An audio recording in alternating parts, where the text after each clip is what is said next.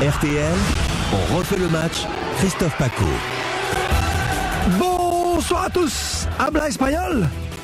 You speak English? Because tonight, it's a big final. La grande finale ce soir à Rome, stade olympique entre Manchester United et Barcelone. On a tous rêvé et ce soir nous vous l'offrons pendant plus de 3 heures.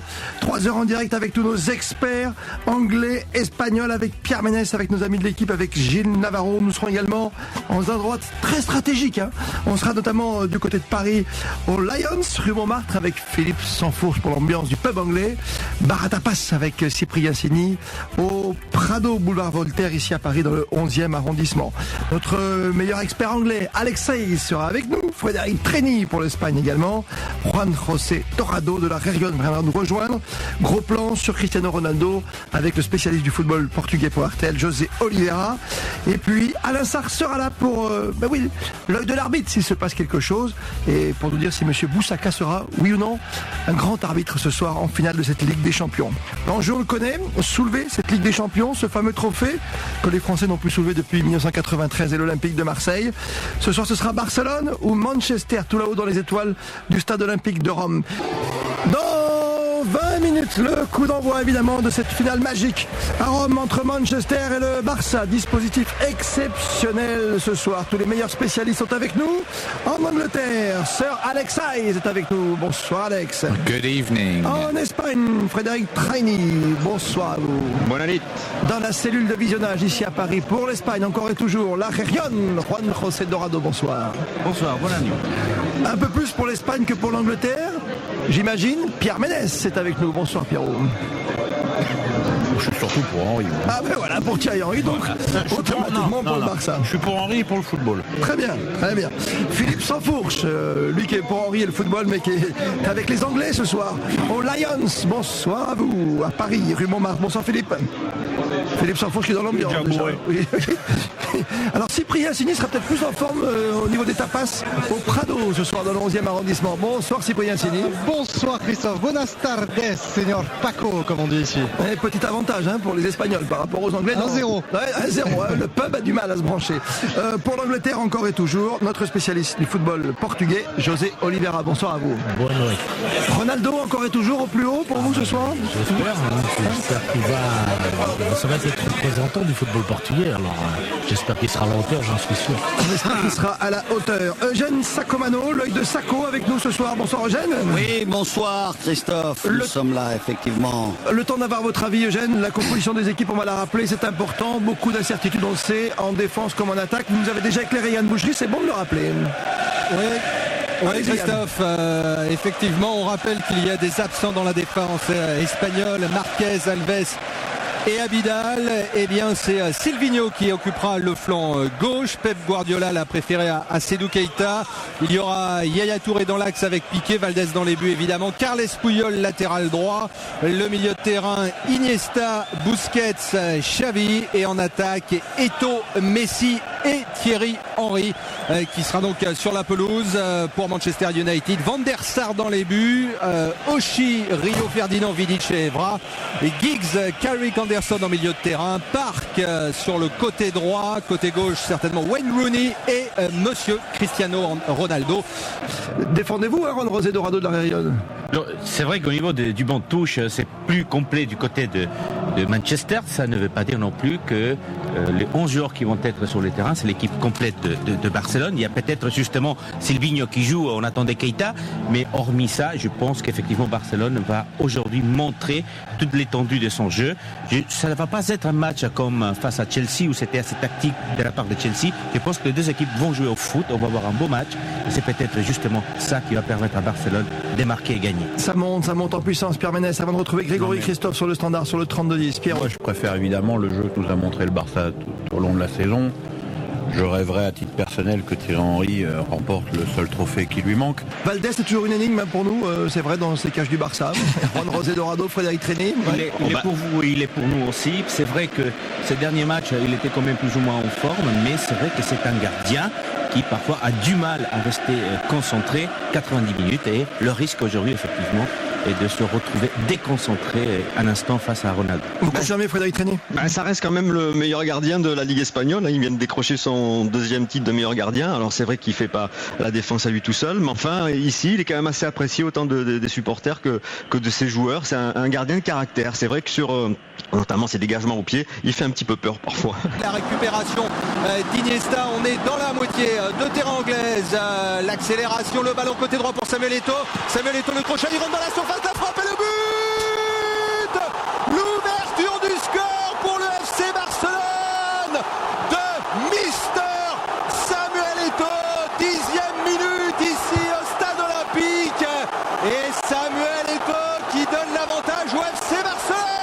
Et à signaler quand même une petite particularité de ce bar pour vous signaler qu'on est vraiment en Espagne, c'est qu'on regarde la télé avec les commentaires de Lejen Sacomano local, donc tout est en espagnol. Ah, tout est en espagnol. Ouais, c'est comme ça que ça se passe chez vous, Juan Rosé? C'est comme ça que ça se passe chez nous. Bizarre, il faut expliquer. Bizarrement, en Espagne, on écoute en espagnol. Mais là, on est à Paris, messieurs. Mais non, mais tu peux écouter les commentaires de la télé, ce que je voulais dire, Pierre Ménès. C'est notre finale à nous, mon Pierrot. Tata Paco va s'énerver. C'est vrai que le Palau est un endroit très particulier où tous les supporters espagnols de foot, que ce soit le Barcelone de Madrid ou n'importe quelle autre équipe, se donnent rendez-vous. C'est le point de ralliement. C'est un point de ralliement très, très important pour toute la communauté footballeuse espagnole ici à Paris. Il est 21h09, vous êtes bien sur RTL, première radio de France. Je pense pas que c'est un choix tactique du tout. Je pense que Barcelone a du mal à garder la balle pour l'instant. Juan Rosé Dorado, la Réunion. Cela dit, on a vu une séquence de jeu assez intéressante, une certaine passivité dans le pressing de Manchester. Et si on laisse le ballon à Barcelone, effectivement, ils vont mettre ce jeu en triangle qui est leur force. Et je suis quand même assez étonné de cette passivité entre guillemets de Manchester. Je suis d'accord avec vous, Pierre Ménès. Je pense que ce but encaissé a fait beaucoup de mal à la défense de Manchester et je les sens pas en confiance, notamment dans le domaine de la relance. Alors, le Barça qui est là, on sent bien Juan Rosé Dorado qui est bien sûr de son football. On a même vu avec Thierry Henry quelques petites réflexions entre Thierry Henry et Samuel Eto'o. C'est pas grave quand tu ne donnes pas le ballon. C'est très sérieux. Non, c'est pour ça. C'était avec Yaya Touré. Il le félicite de sa montée. Pardon, j'avais cru que c'était avec sur les jeux Barcelone. Excuse-moi, mon Ménès. Je t'en prie. Mais je me suis planté, mon Pierrot. Non, mais c'est pour ça que je te le dis. En fait, je pense qu'il félicitait Yaya Touré pour son rush. D'accord. Il le connaît bien, Thierry Henry. Et le débordement de Carles Puyol, côté droit, le centre à nouveau de Carles Puyol dégagé par la défense de Manchester United. Un ballon de contre peut-être pour Manchester United. Ronaldo qui efface un Barcelonais, qui efface le deuxième. L'intervention de Yaya Touré. Que dit monsieur Boussaka? Pas de faute de la part du défenseur du FC Barcelone. Intervention relativement propre. C'est lui encore qui a ce ballon qui peut donner dans l'axe à Xavi. On écarte côté gauche pour Silvinho et Park qui recule mais qui ne fait pas beaucoup de pressing. C'est le cas encore là de cette équipe. Toujours 1-0 pour Barcelone après 37 minutes de jeu. Et toujours Samuel Eto'o côté droit. Donc on joue très clairement avec Eto'o à droite, avec Henry à gauche et il faut écarter le jeu. C'est très important pour Barcelone. Là, ça permet de libérer de l'espace. Et c'est surtout que là, regardez, Henry a donc glissé dans l'axe. Il y a beaucoup de permutations, mais aussi parce que Messi n'a pas bougé, qui est toujours dans l'axe d'ailleurs. Frédéric Treny pour l'Espagne, Juan Rosé Dorado pour la Réunion, José Oliveira pour nous parler de Cristiano Ronaldo à la mi-temps également, et puis Alex Rice bien sûr en Angleterre, et notre arbitre ce soir le Catalan Gilles Navarro. Avant de repartir à Rome justement, Gilles, je pense que Sir Alex Ferguson il va pousser une gueulante dans les vestiaires à la mi-temps parce que là les ballons n'arrivent pas, c'est incroyable Manchester United. Et monsieur Boussaka qui vient de siffler la fin de cette première période sur ce score de 1-0. Le but de Samuel Eto'o à la 10e minute de jeu. RTL, la Ligue des Champions. Allez, la température ici également à Paris, pardon monsieur, 37,2 le matin et le soir avec vous, c'est sûr. Je suis pas encore celle de Carole, mais... Carole Coinsalou pour les SMS à l'instant, vous tapez foot, vous envoyez vos textos au 64 900 et le blog rtl.fr, rubrique on refait le match. Voilà, ils sont confiants les Espagnols. Hein. Ouais, ils ont raison, 1-0, Juan Rosé Dorado, ils peuvent laisser venir peut-être cette équipe de Manchester, mais quand même. Non, mais c'est vrai que si le match est tourné à l'avantage en première mi-temps de Barcelone, c'est surtout parce que Manchester n'a pas bien joué cette première mi-temps. Donc on laisse jouer Barcelone et forcément quand ils ont le ballon, ils arrivent à contrôler. Mais je voulais tout simplement vous indiquer que si notre supporter espagnol n'est pas parti, c'est parce qu'il est catalan, il ne veut pas se faire piquer son verre sur le bar. Non, Frédéric Treni. C'est pas joli ça, mais bon. Comment il fait Pardon, Manès. Il y a une grosse envie, c'est comment ils sont équipés. Tu connais Barcelone aussi bien que moi. Je connais certainement Barcelone moins bien. Mais il sert dans des tout petits verres à Barcelone, c'est pour ça. Je m'étais retrouvé une fois à Barcelone avec Laurent Blanc, j'ai mangé avec toute l'équipe du Barça. Ah, c'est sympa. Dans un restaurant en sous-sol, j'étais assis entre Stoichkov et Ronaldo. Faut que je vais pas parler à Ronaldo parce que lui il venait d'arriver et il parlait l'école portugais et ça moi le portugais. Alors justement, les Portugais ce soir, Frédéric Treni est avec nous ce soir, notre voix catalane basée à Barcelone. Juan José Dorado de la Réunion. Cyprien Signy est au Prado ce soir, célèbre et haut lieu du football espagnol, boulevard Voltaire à Paris. C'est reparti au stade olympique effectivement avec le ballon justement dans les pieds de Carlos Tevez. Ouais, Juan José Dorado pour la Réunion, la presse espagnole en sens aussi effectivement Iniesta depuis le début de la saison, on le sait. Hein. Depuis l'Euro, depuis l'Euro, parce qu'il a fait un superbe Euro. On ne s'attendait pas peut-être à voir Iniesta à ce niveau-là l'année dernière, mais cette année c'est vrai que tous les regards sont portés C'est peut-être lui le Don Andrés, Un ballon d'or, vous croyez, José? Ouais, bah pourquoi pas, oui. Pourquoi pas. C'est quand même un joueur magnifique. Les Espagnols sont toujours là, mes enfants. Hein. En tennis, en football, ils dominent, c'est bien. En vélo, ils ont gagné le Tour de France. Les Espagnols sont toujours là. On va pas lancer la polémique. Hein. On va pas lancer Dorado. Enfin, ceci dit, puisque tu fais une allusion extrêmement fine au dopage, quand tu vois la bonne préparation. Quand tu vois le physique d'Iniesta et le style de jeu d'Iniesta, ouais, je veux bien où est-ce que tu peux parler de dopage là, tu vois. Il a pris du casse citron. Du quoi? Casse citron. Casse-citron. Tu sais pas ce que c'est? Non, je sais C'est de l'orangina au citron. C'est une boisson espagnole. Il a été formé Casse-les-Bonnes. à la Masia, qui est quand même Casse-les-Mondes. un centre de formation très intéressant. c'est pas Goldorak, quoi. Mais Ouais. Casse, c'est justement. Casse, c'était une grande équipe cycliste. Ah, c'est vrai, moi, je me souviens de la équipe. Bahamondes, Federico Bahamondes. Au Cagnac. Au Cagnac, oui. 22h01, c'est le Barça qui mène toujours 1-0. Et voilà Keita qui s'échauffe. Ah, ça va être un bon changement. Ouais, Keita qui va rentrer dans quelques instants, on l'imagine. À la place d'Henri, je pense. Ouais. La logique. La logique, oui. À partir du moment où il a fait rentrer Tevez et Berbatov, c'est Il y a normal. combien là? 68 minutes? Oui, 68 minutes pour quelqu'un qui revient de Oui, je pense blessure. que oui. Juan José Dorado. Quelqu'un de frais, quelqu'un qu'on attendait déjà au début du match. Bon, il se retrouvait remplaçant, mais c'est vrai qu'il va apporter de la fraîcheur et surtout de la vivacité parce que Je pense qu'il a joué à Lorient, lui. c'est quelqu'un qui va très vite et qui va peut-être effectivement déstabiliser Paco, encore plus on la peut défense demander à de Yann Manchester, qui n'est combien- pas tout à fait sereine. Paco, on peut demander à Yann combien il y a eu de corner pour Manchester cette Ah, mi-temps. ça y est. Ah non, mais je pose la question. Non, mais c'est bien. C'est bien de tenir ses fiches. On va suivre le corner, après on va avoir l'info. Avec Xavi au 25 mètres, le centre il est beau, oh la tête, et le deuxième but, il est signalé hors jeu, pardon, le deuxième but de Lionel Messi, oh le deuxième but de Barcelone, il est magnifique, et Lionel Messi qui n'avait jamais marqué en Ligue des Champions contre un club anglais, c'est le but du break, le deuxième but de Barcelone, signé Lionel Messi, qui est laissé étrangement seul dans la surface de réparation, et le centre magnifique, la reprise de la tête dans le petit filet opposé. Magnifique but de Lionel Messi et Barcelone qui mène désormais 2-0 face à Manchester United. Emporté, il n'était pas descendu effectivement pour C'est sa première Ligue des Champions, quoi. Absolument. Il voulait marquer aujourd'hui. Oui, Il avait dit Juan José qu'il Dorado. fallait qu'il marque aujourd'hui. Il voulait marquer aujourd'hui aussi bien que Eto'o. Tous les deux ont marqué. Ouais, tous les deux ont marqué. C'est Ils le en ballon sont- d'or. Le ballon d'or, C'est c'est où il est précis. con, il fait 99 buts le trio là. Hein. Pardon. Le trio Henri, Messi, Eto'o, 99 buts. Christophe Paco, spécial Ligue des Champions sur RTL.